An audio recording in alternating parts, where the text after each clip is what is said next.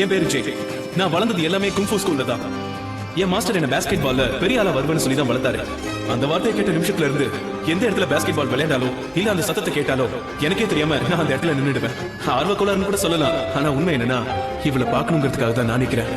அது என்னவோ தெரியல, என்ன மாயமோ தெரியல.